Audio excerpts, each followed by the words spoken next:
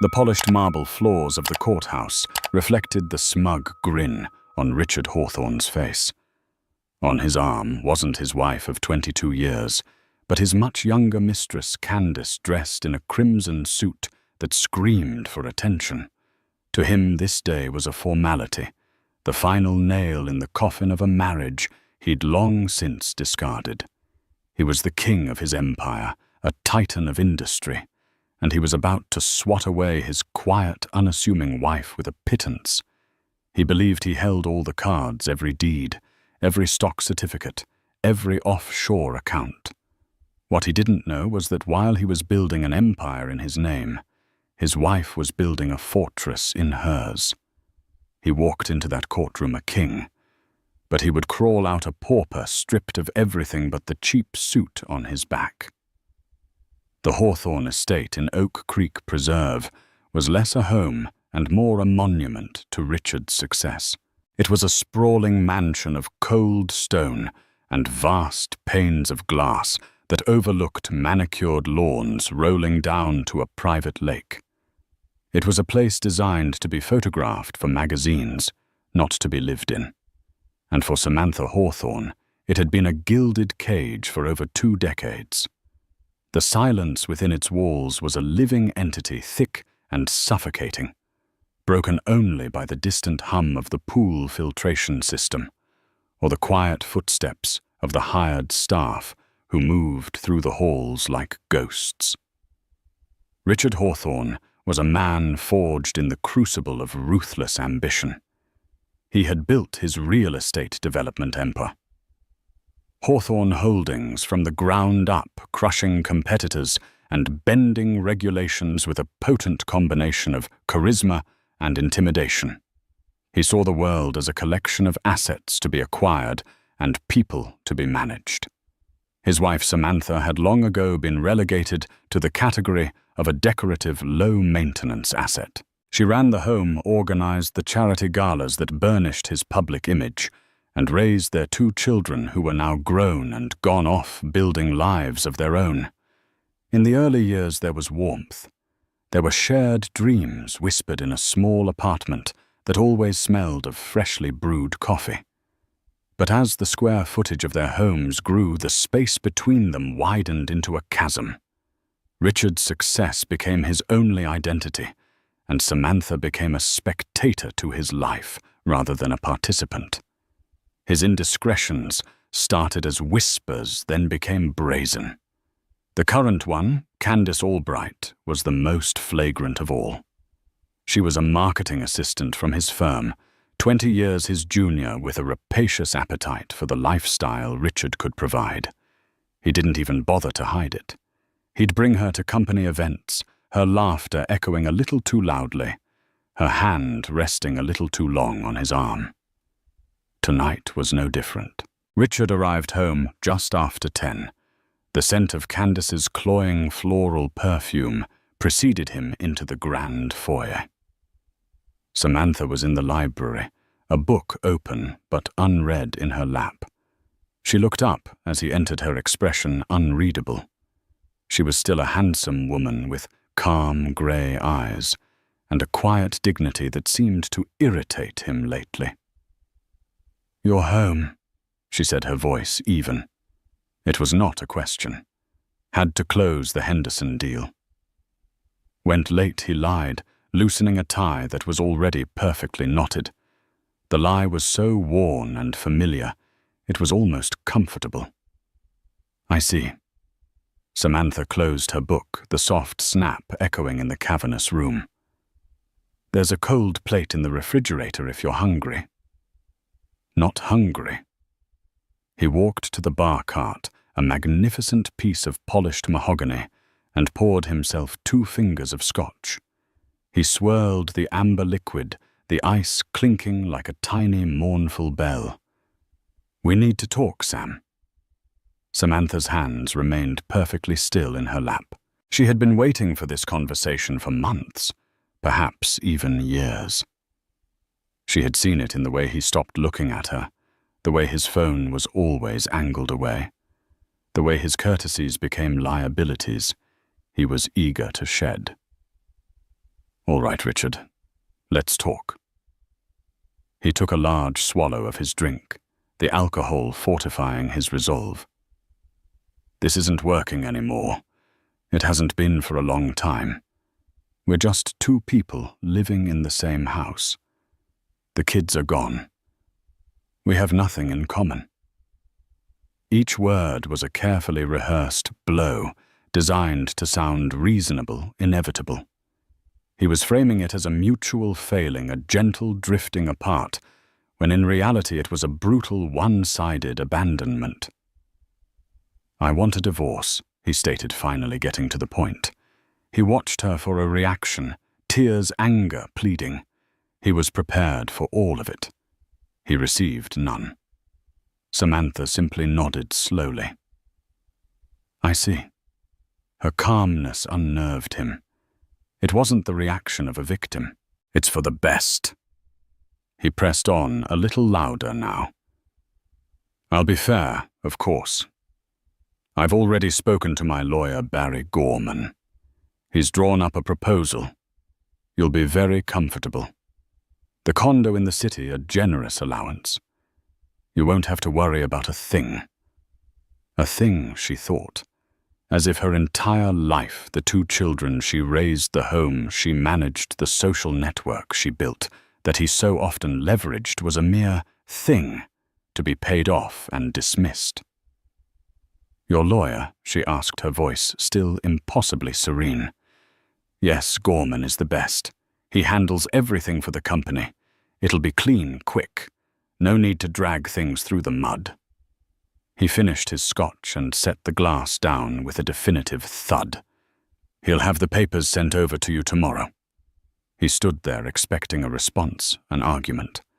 But Samantha just looked at him, her grey eyes holding a depth he had never bothered to explore. He saw not sadness, but a flicker of something else, something he couldn't quite name. Pity, no. It was more like assessment. She was looking at him the way a geologist looks at a rock specimen, analyzing its composition and its flaws. Thank you for telling me in person, Richard, she said, her voice smooth as riverstone. She stood up, her posture perfect. I'm rather tired. I think I'll go up to bed. She walked past him without another glance, her scent of clean linen and old books, a stark contrast to the cheap perfume he carried on his suit. Richard stood alone in the library, a profound sense of unease creeping into his triumph. He had expected a storm, but all he got was a quiet closing of a door. He shook his head, dismissing the feeling. She was in shock, that's all. Once she saw the settlement offer, once she realized the formidable legal power he wielded, she would fold. She had to. After all, she was just a housewife. What did she know about the real world? The next day, a courier delivered a thick envelope. Inside was the divorce petition and a settlement agreement that was, even by Richard's standards, insulting. He was offering her the downtown apartment, which she knew was technically registered to one of his subsidiary companies, and a 5-year alimony package that amounted to less than their annual landscaping budget.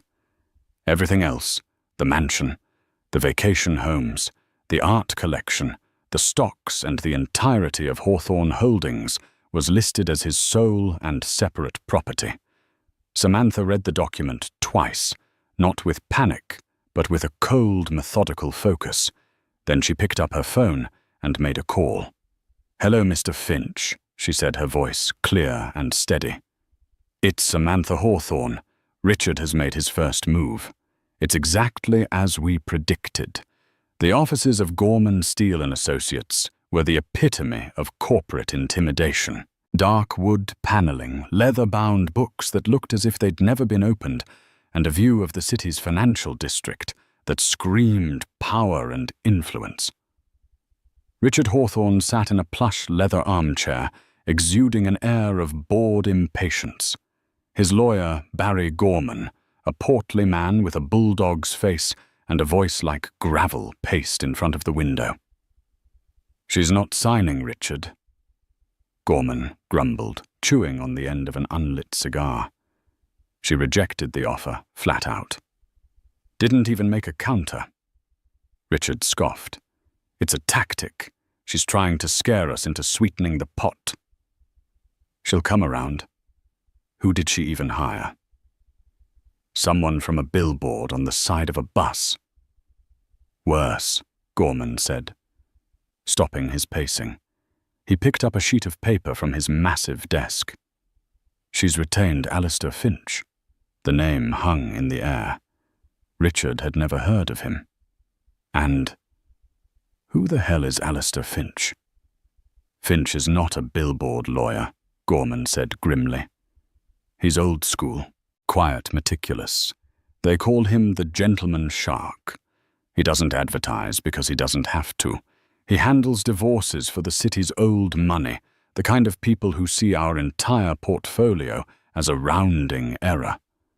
He's discreet, he's brilliant, and he's devastating in a courtroom.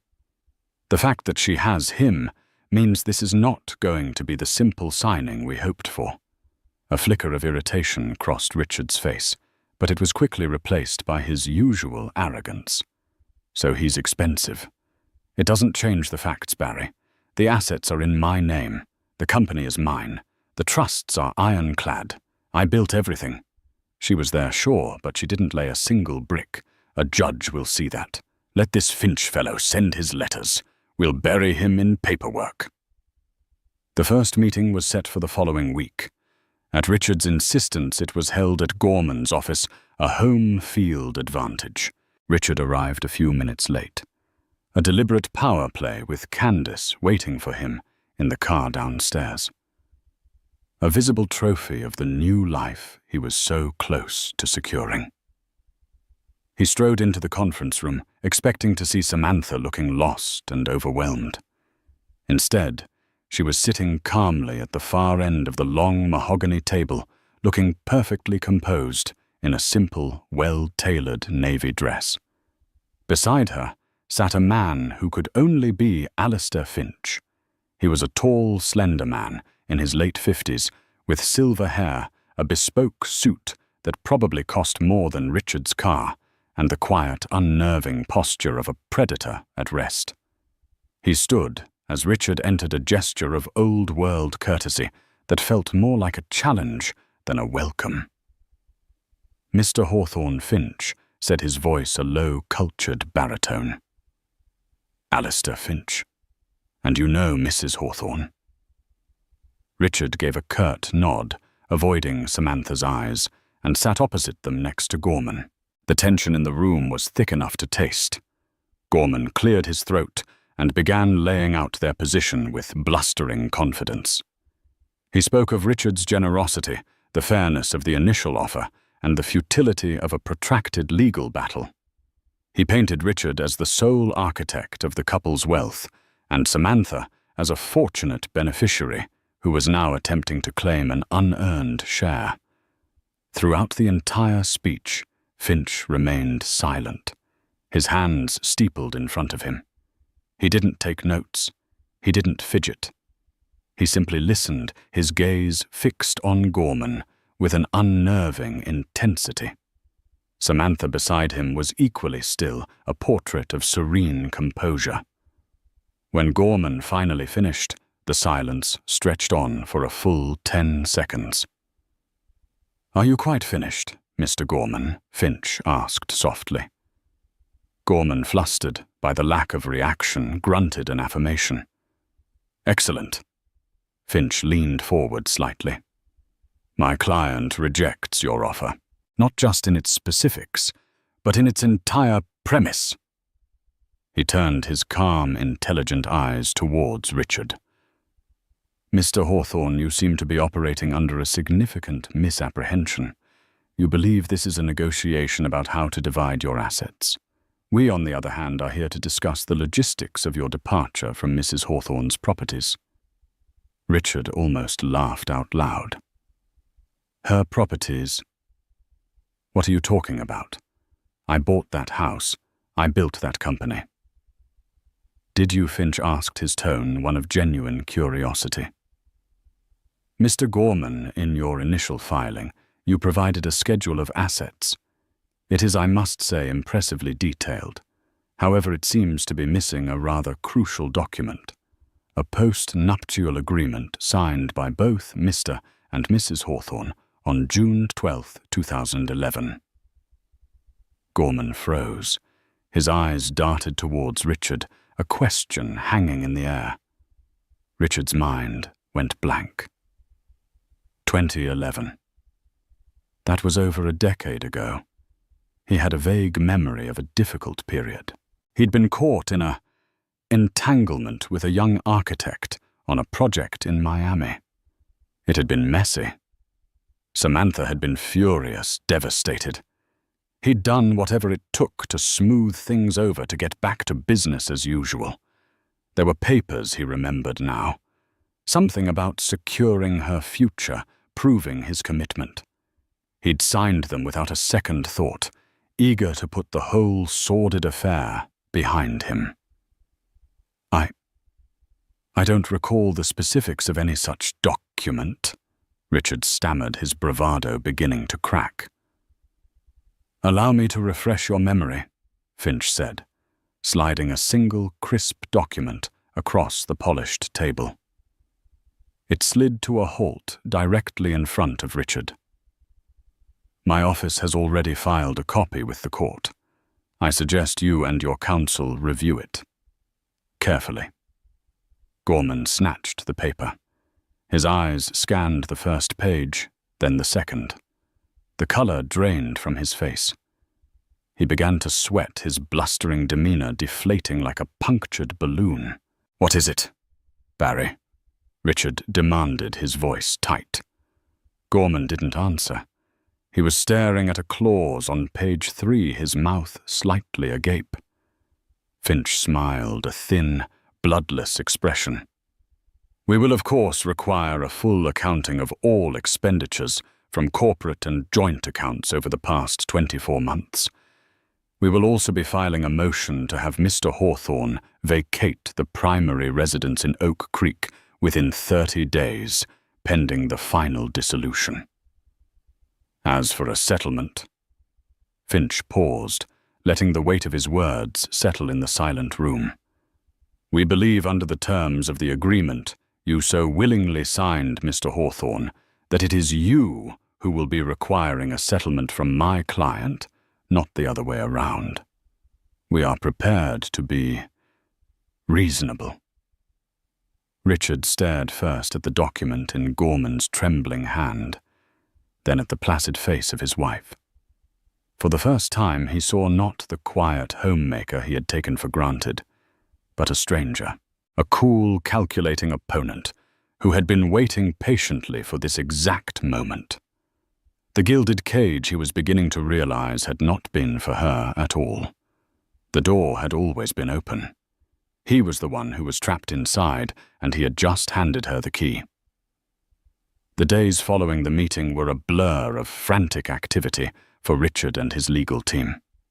The bravado that had defined Richard's entire adult life evaporated, replaced by a gnawing, terrified rage. He and Gorman were holed up in the office, the so-called post-nuptial agreement spread out on the conference table between them like a declaration of war. "How could you sign this?"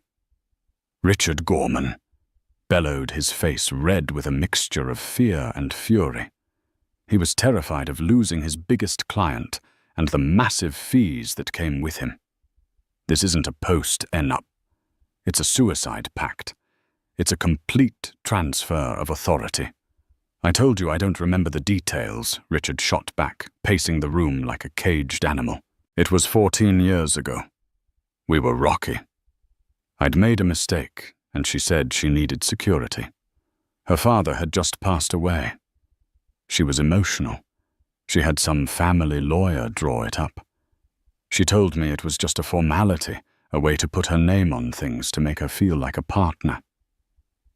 I was trying to close the Westfield Tower deal. I didn't have time to read every damn line of fine print." Well, you should have made time.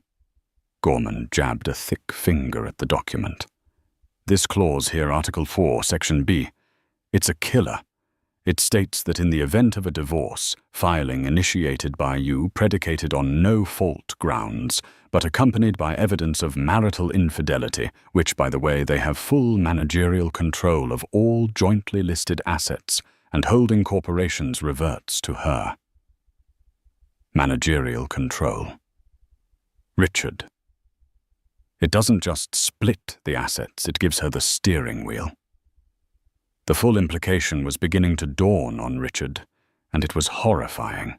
It wasn't just about money. It was about control. His entire identity was wrapped up in Hawthorne Holdings, in the power he wielded.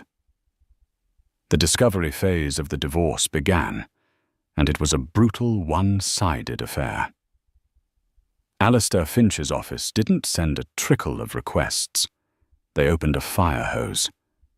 They demanded decades of financial records, corporate minutes, personal and business tax returns, credit card statements, and travel itineraries.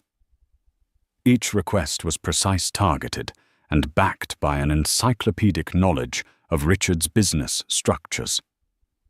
Richard and Gorman tried to stonewall, to delay and obfuscate. They produced redacted documents and claimed others were lost. But Finch was relentless. For every document they withheld, he filed a motion to compel each one more sharply worded than the last. The judge, a no-nonsense woman named Judge Harriet Cole, was clearly not impressed with their tactics, granting every one of Finch's motions and warning Gorman about sanctions. Meanwhile, Richard's personal life was beginning to fray. Candace, who had envisioned a seamless transition from mistress to lady of the manor, was growing impatient. "What is taking so long?" Ricky she'd whine, perched on the edge of his temporary suite at a luxury hotel. "You said this would be quick." That woman was supposed to just take the money and disappear. "When can I move my things into the house?" "It's complicated, Candy." He'd snap, running a hand through his hair. "There are legal issues." "Legal issues." "You're Richard Hawthorne. You make the issues go away." She pouted, her understanding of his power as shallow as her affection. She saw the stress etched on his face, the dark circles under his eyes, and it wasn't attractive. The powerful, confident titan she'd attached herself to was being replaced by a worried, angry man who spent his nights on the phone with his lawyer. Her calls started to go to his voicemail more often. The most damning requests from Finch's office were related to a series of holding companies Richard had set up years ago, companies with innocuous names like RJH Properties and Oak Creek Ventures. He had used them for tax purposes and to limit liability, a standard practice for a man in his position. He was the sole director, the one who made all the decisions, but as Finch's requests forced them to pull the original incorporation documents from the archives, Gorman made a discovery that made his blood run cold. He called Richard in a panic. "I'm looking at the articles of incorporation for Hawthorne Family Trust, LLC, Richard. The one that technically owns the mansion, the place in Aspen, and the art collection." "What about it?" Richard barked into the phone. "The sole signatory, the registered owner. It's not you. It's Samantha. It's been her since its inception in 2011. Richard felt the floor drop out from under him. "That's impossible." "It's a mistake." "It's no mistake," Gorman's voice was grim. "It's right here, notarized and filed with the state. And it's not just that one. Summit Real Estate Holdings, the parent company for 3 of your commercial towers. She's listed as the majority shareholder. You're listed as the managing partner, but she holds the equity." A cold sweat broke out on Richard's brow. He remembered now. Vague conversations in a lawyer's office a decade ago. Samantha had been there quiet and composed. The lawyer had explained it was an asset protection strategy. In the event of a catastrophic business lawsuit against him personally, these assets held in Samantha's name would be shielded. It had made sense at the time. A smart, prudent measure. He had seen it as him protecting his emperor. He never imagined it was a shirt being built around him bar by invisible bar. He had been so focused on protecting his wealth from outside threats that he never thought to protect it from the silent partner sitting beside him. Finch wasn't just on a fishing expedition. He already had the map. The document requests weren't to find information. They were to force Richard to legally admit on the record what Finch already knew. He was systematically forcing Richard to hand him the nails for his own coffin. The final piece of the puzzle arrived in the form of a deposition notice for a woman named Paula Jenkins. "Who is Paula Jenkins?" Richard demanded of Gorman. Gorman looked pale. "She was your wife's personal accountant for the last 15 years. Richard was stunned. "My wife has a personal accountant. I thought my firm's people handled everything." "Apparently not," Gorman said, looking at the notice. "And according to this, Finch wants to depose her about her management of several investment portfolios and corporate entities. Entities, Richard, that we are just now realizing you don't actually own." June 2011. The rain lashed against the windows of the family lawyer's office. Not Richard's lawyer, the corporate shark Barry Gorman, but Mr. Henderson, a quiet elderly man who had handled Samantha's parents' estate. The air was thick with the scent of wet wool and old paper. Samantha sat opposite him, her hands clasped tightly in her lap. She had lost 10 pounds in 2 months, the emotional toll of Richard's affair with the architect, having hollowed out her cheeks and put a permanent shadow in her eyes. Richard, seated beside her, was the picture of impatient contrition. He had apologized profusely. He had sworn it was a one-time mistake, a moment of weakness. He had bought her a diamond bracelet she never wore. Now he just wanted this final piece of penance to be over so he could get back to his life. So to summarize, Mr. Henderson said, peering over his spectacles, "Richard, you are proposing a post-nuptial agreement to provide Samantha with a greater sense of security and partnership in the marital estate. And as part of an asset protection strategy against potential future litigation in your line of work, you are amenable to restructuring the ownership of certain non-liquid assets." "Exactly," Richard said, eager to move things along. He had a tea time at his club in less than 2 hours. Whatever makes Sam feel secure. "I want to put this behind us. We're a team." Samantha remained silent, letting the lawyer speak. This wasn't her idea, not initially. After the raw pain of the betrayal had subsided, it had been replaced by a cold, hard clarity. She had seen her future spool out in front of her, a life of perpetual anxiety, waiting for the next indiscretion, her comfort and security entirely dependent on the whims of a man she no longer trusted. Her father's words echoed in her mind, advice he'd given her long ago. Hope is not a strategy. Security is something you build, not something you are given. So she had gone to Mr. Henderson, not just for legal advice, but for a lesson in corporate structure. For weeks they had met in secret. She had brought him every financial statement she could find, every document she had been asked to sign over the years. She absorbed the language of trusts, holding companies, and shareholder agreements with the focus of a graduate student cramming for the bar exam. She wasn't just a housewife. She had a degree in economics, a fact Richard had long forgotten, viewing it as a quaint detail from her past, like her proficiency in high school tennis. The plan she and Henderson devised was brilliant in its subtlety. It played directly into Richard's own motivations, his ego, and his fear of losing his wealth.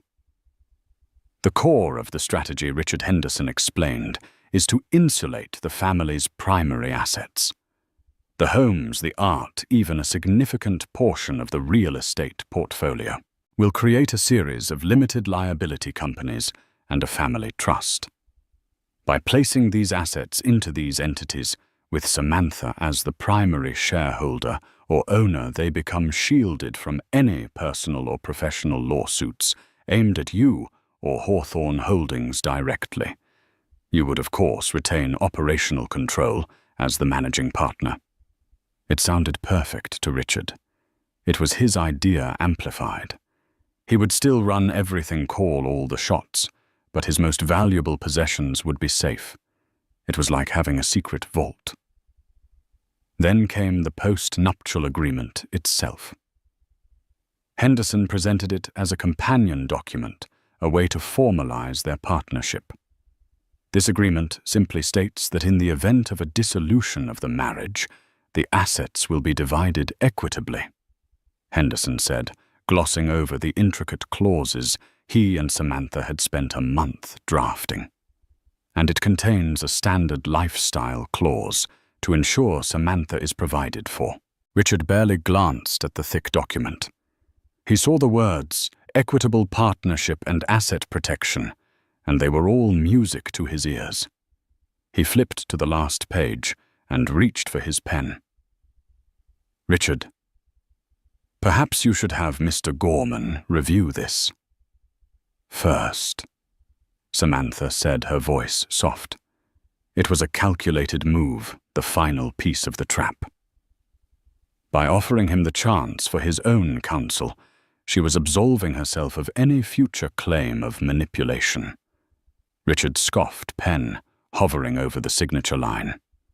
And pay Gorman $500 an hour to read something we both agree on. Don't be silly, Sam. I trust Mr. Henderson. If this makes you happy and protects our family, let's just sign it and go to lunch. He scribbled his name with a flourish. He signed the articles of incorporation for the new LLCs. He signed the trust documents. He signed page after page, his mind already on the fairway on the Henderson deal, on anything other than the tedious paperwork of his marriage. He saw it as a grand gesture of reconciliation. Samantha saw it for what it was, the transfer of an empire. Over the next 14 years, she played the part of the dutiful wife flawlessly. But behind the scenes, she was no longer a passive passenger. With the quiet guidance of her accountant, Paula Jenkins, she monitored the assets now legally under her control. She read the quarterly reports. She learned the flow of capital from one project to the next. When documents required her signature as the majority shareholder, she would review them with Paula before signing, asking quiet, intelligent questions that Richard's office staff dismissed as the idle queries of a bored spouse. She watched Richard's ego grow, his arrogance calcify. She watched him parade a series of younger women, culminating in the Brazen affair with Candace, and she did nothing. She waited.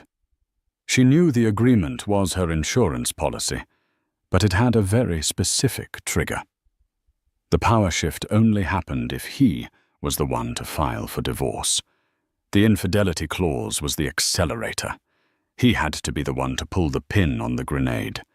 He had to be the one to walk into the trap of his own free will, blinded by his own hubris. She was not an architect of revenge, but an architect of survival. She had built a legal fortress around herself, brick by meticulous brick, using the very tools he had handed her. And she had waited with the patience of a saint and the foresight of a strategist for the day he would inevitably try to tear her life down. Only then would he discover that the foundations he thought were his had belonged to her all along. The air in courtroom 4B was stale and heavy with the scent of old paper and simmering animosity.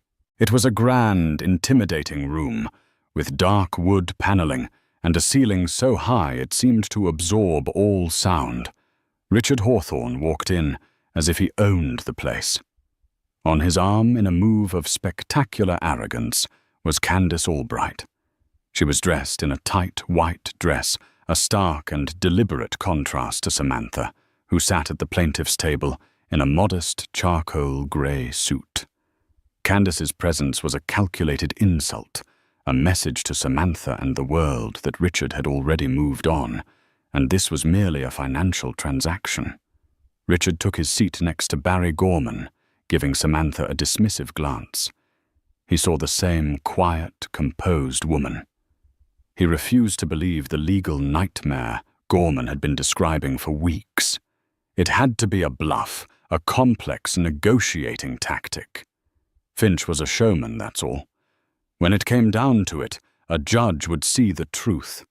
He was the creator, the earner, the one who deserved the spoils. Judge Harriet Cole entered a formidable figure in black robes, and the proceedings began. The room fell silent. Gorman rose to give his opening statement. He launched into a theatrical, almost desperate speech.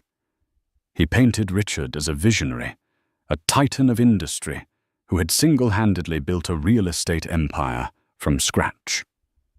He portrayed Samantha as a woman who had lived a life of unimaginable luxury, contributing nothing but her presence. For 22 years, Mr. Hawthorne worked day and night. Gorman boomed his voice, echoing slightly in the cavernous room. He took the risks he made. The payroll he built, the skyscrapers that define this city's skyline. And what did his wife do? She attended charity lunches. She redecorated homes that Mr. Hawthorne paid for with his blood, sweat, and tears. And now, at the end of this long marriage, she seeks to cripple the very engine of commerce that provided her with that lifestyle. She wants not a fair share, but a king's ransom, a punitive, vindictive seizure of a lifetime of work. He went on for nearly 30 minutes, his arguments growing more emotional, more accusatory. He tried to frame the post-nuptial agreement as a document signed under emotional duress, a manipulative tool used by a cunning wife against a husband trying to save his marriage. Richard felt a surge of confidence. Gorman was good. He was landing punches. He looked at the jury box, though this was a bench trial he imagined one, and then at the judge. Judge Cole's face was impassive, betraying nothing.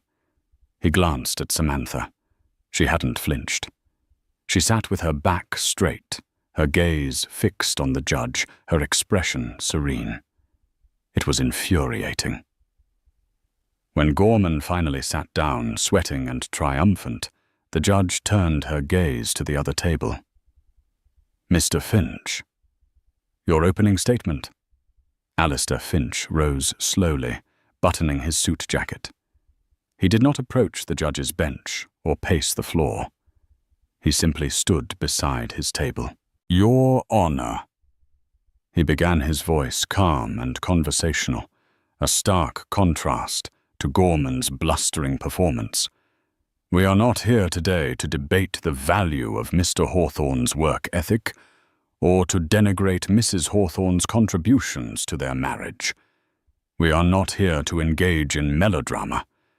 We are here to read a contract." He paused, letting the simplicity of the statement sink in. "The law. Your Honor is thankfully immune to theatrics. It is concerned with facts, with documents, and with signatures. Mr. Gorman has painted a compelling picture of his client as a great builder. And in a way we agree. Mr. Hawthorne did indeed build a great many things. What he failed to do was check who owned the land upon which he was building." Finch continued his tone, never rising, his words precise and devastating. This case is not about emotion. It is about ownership. It is about a series of legally binding agreements, chief among them a post-nuptial contract entered into willingly by both parties on June the 12th, 2011. A contract that Mr. Hawthorne, a man renowned for his business acumen, signed. A contract that clearly and irrevocably outlines the disposition of assets and control in the exact circumstances we find ourselves in today. Our intention is not to argue about percentages of an empire. Our intention is to simply present the court with the legally filed, notarized, and binding proof of who owns it. He sat down. His entire opening statement had taken less than 5 minutes. It was concise, clinical, and terrifying. The confidence Richard had felt moments before began to curdle into a cold dread. The day wore on. Gorman called his first witness, Richard's longtime chief financial officer, a man named George Peterson. Gorman's plan was to have George testify to Richard's sole control and financial genius. George dutifully explained how Richard made every decision, how every dollar flowed from his directives. Then it was Finch's turn to cross-examine. "Mr. Peterson." Finch began approaching the witness stand. "You have testified that Mr. Hawthorne directs all financial activities at Hawthorne Holdings, is that correct?" "Yes, absolutely." "He's the boss," George said confidently. "And when the company acquires a new property, say the commercial building at 125 West Avenue, who signs the final purchase agreement? Richard does." "Mr. Hawthorne." "And what if I were to tell you," Finch said, producing a document, "that the purchasing entity for that property was not Hawthorne Holdings, but a company called Summit Real Estate Holdings, LLC. "Are you familiar with that entity?" George hesitated. "Yes, it's one of our holding companies. And can you tell the court who is the majority shareholder of that holding company?" George looked uncomfortable. I'd have to check the records." "No need," Finch said, placing a document on the projector. "It was the company's articles of incorporation. The records state quite clearly that the majority shareholder with 90% of the equity is Samantha Hawthorne. Is that correct?" George swallowed hard. "Yes, that appears to be correct."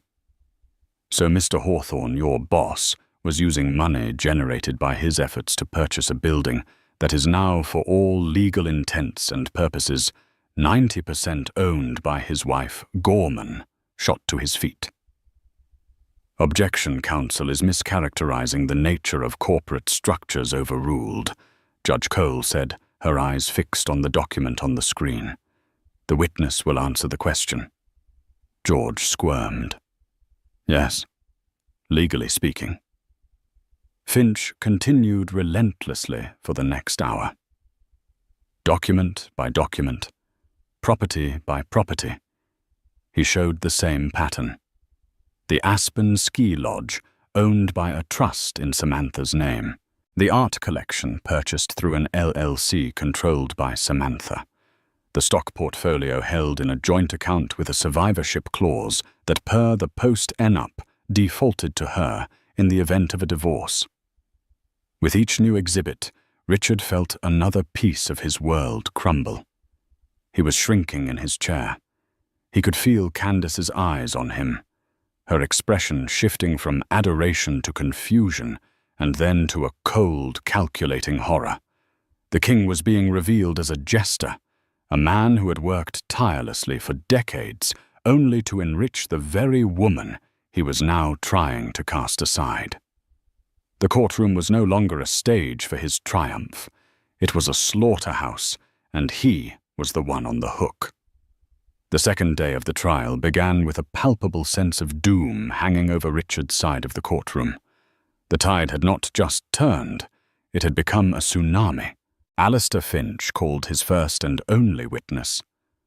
Paula Jenkins, the unassuming accountant, who had been on Samantha's personal payroll for 15 years. Paula was a middle-aged woman with sensible shoes and a calm professional demeanor. She was the antithesis of the high-powered, aggressive witnesses Gorman had intended to call. Under Finch's gentle questioning, she began to lay out the financial reality of the Hawthorne estate with the dispassionate precision of a surgeon. Ms. Jenkins Finch began, "Could you please describe your role in managing Mrs. Hawthorne's financial affairs?"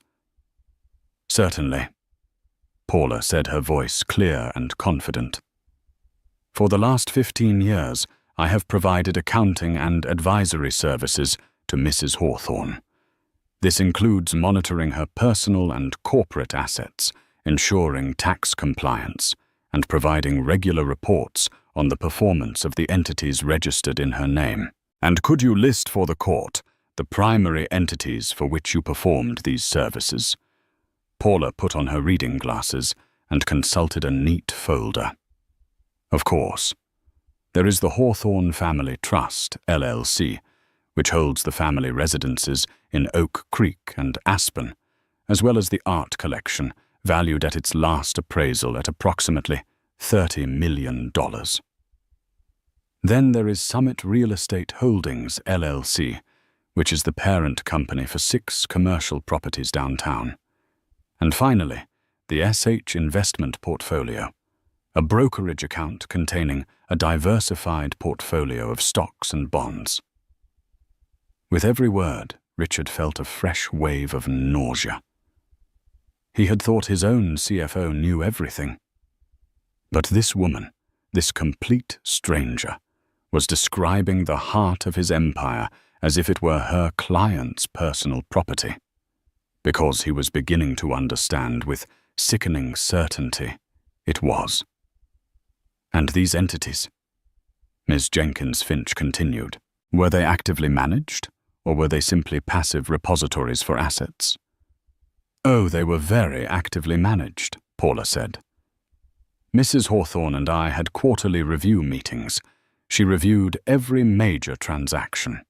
When Mr. Hawthorne, in his capacity as managing partner of Summit Real Estate, would propose a new acquisition, the final approval documents would come to my office for Mrs. Hawthorne's signature as majority shareholder.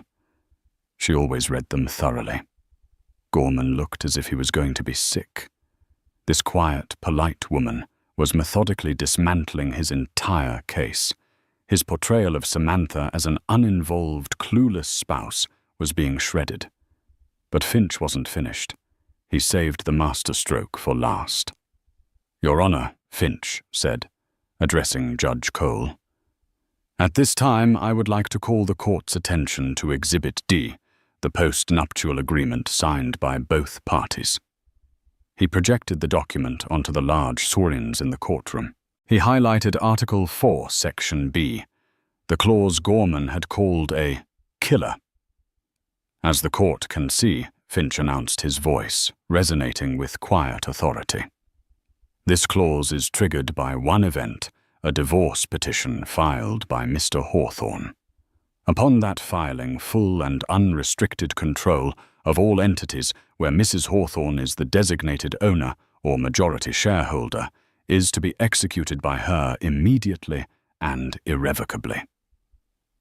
The role of managing partner held by Mr. Hawthorne is effectively terminated." He then turned to face Richard, his gaze as sharp as a scalpel. "Mr. Hawthorne, you filed for divorce on May 17th of this year, did you not?" Richard could only nod, his throat too tight to speak. By doing so, Finch declared, his voice rising for the first time, "You willingly, and with the benefit of your own legal counsel, activated this clause. You didn't just ask for a divorce, Mr. Hawthorne. You tendered your resignation." A collective gasp went through the public gallery. Gorman slumped in his chair, a defeated man. Richard stared at the document on the screen, his signature a mocking scrawl at the bottom. The trap so patiently set had been sprung. The final piece of evidence Finch submitted was a comprehensive financial summary prepared by Paula Jenkins. It showed the total value of the assets legally and exclusively in Samantha's name. The Hawthorne Mansion, the Aspen Retreat, the commercial towers, the art, the stocks. It was an empire worth hundreds of millions of dollars. Then Finch displayed a second summary, the assets in Richard Hawthorne's name. It was a shockingly short list, a personal checking account with a modest balance, a 401k from his first job decades ago, a handful of personal effects, the clothes on his back. His name was on the company letterhead, but not on the deeds. He was the face of the brand, but he didn't own the store. "Your Honor," Finch concluded, turning back to the judge. "The evidence is clear. Mr. Gorman argued that his client built an empire and that Mrs. Hawthorne wants to take it from him. The truth is far simpler. Over the last 14 years, Mr. Hawthorne has been the most successful, most dedicated and most handsomely compensated employee of his wife's many enterprises. Now his employment has been terminated. We are not asking for a division of assets. We are merely formalizing a change in management." The silence in the courtroom was absolute. The judge looked from Finch to the mountain of evidence, then to the ashen-faced man at the defendant's table. Richard's world had not just cracked, it had been utterly and completely annihilated. He looked across the room at Samantha. She met his gaze, and for the first time he saw not serenity, but a profound, sorrowful strength. It was the look of a woman who had been pushed too far, and had simply quietly and intelligently pushed back with the full force of the law. He then felt a movement beside him. It was Candace. She stood up, her face a mask of fury and disbelief, and without a single word, she turned and strode out of the courtroom, her high heels clicking an angry staccato on the marble floor. She hadn't signed up to be the mistress of a well-paid employee. She had just walked out on a man who had nothing left to offer her. Richard was well and truly alone. He had walked into court with his mistress confident of his power, but he was about to leave with absolutely nothing in his name. The judge's ruling was a mere formality, a verbal confirmation of the reality Alistair Finch had so clinically unveiled. Judge Cole spoke in dry legal terms, but her words were the final hammer blows on the coffin of Richard's old life. She affirmed the validity of the post-nuptial agreement. She confirmed Samantha Hawthorne's sole ownership and control of the trusts and corporations.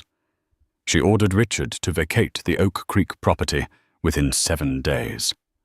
As a final crushing indignity, Finch, on Samantha's instruction, did not leave him completely destitute. Citing a clause in the agreement about providing for a spouse in the case of financial disparity, the court ordered Samantha to pay Richard a monthly alimony. It was a modest sum, enough to rent a small apartment and live a middle-class life. The amount was almost exactly what he had initially offered her. It was not an act of kindness, but a final, perfectly executed checkmate. He was to be kept provided for, just as he had planned for her.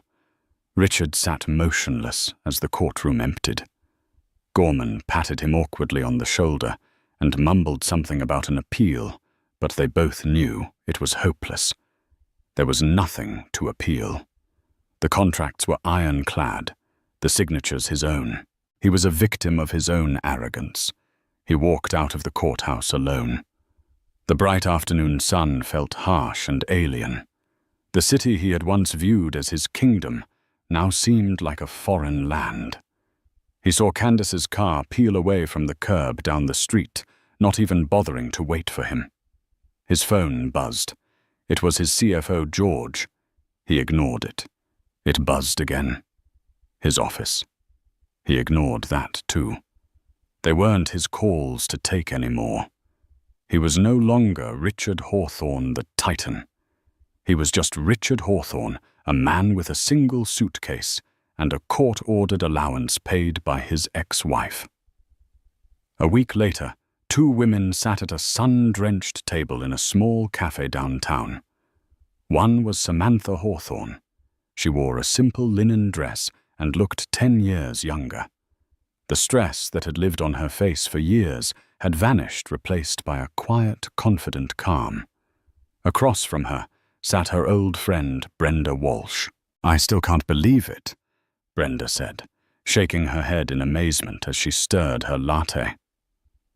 "When you told me your plan all those years ago, I thought you were just dreaming. To have that kind of patience, that foresight. Sam, it's extraordinary."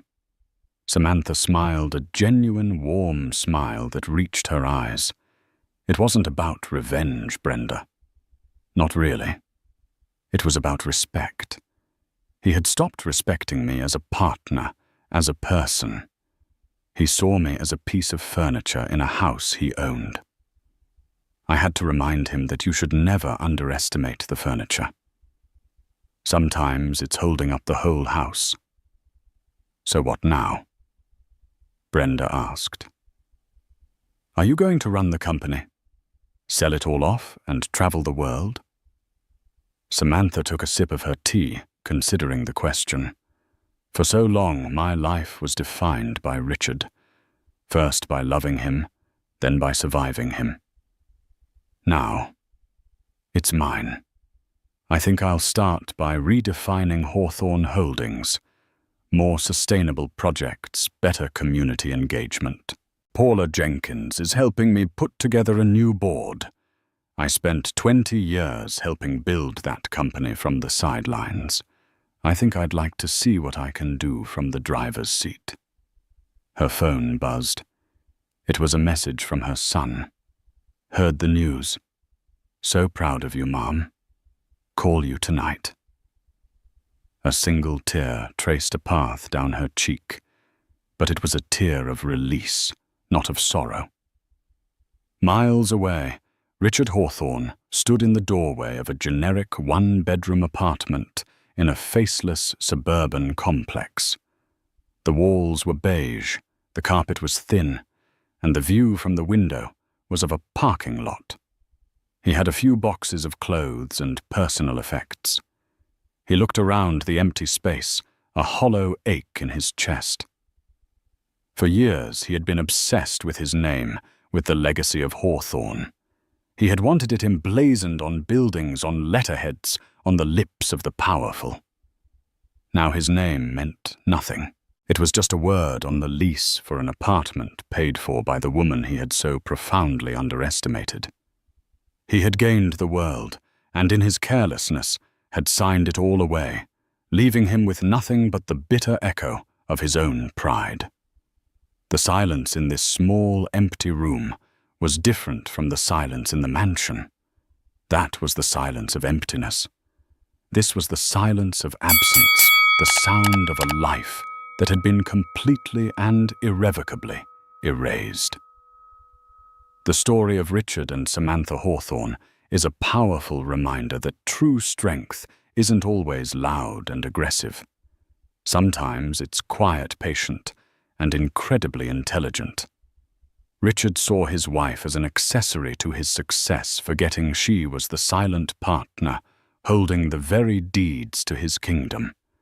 He learned the hard way that arrogance is a blindfold, and underestimating the person beside you can cost you everything. This wasn't a story of revenge. It was a story of reclamation. Samantha didn't just win a divorce. She claimed the life and the empire she had quietly co-owned all along. If this story of intricate planning and poetic justice resonated with you, please take a moment to support our channel. Hit that like button to let us know you enjoyed it. Share this video with someone who loves a story of the underdog turning the tables. And most importantly, subscribe and ring the notification bell. We have many more true life dramas and incredible stories to share, and you won't want to miss them. Thank you for listening.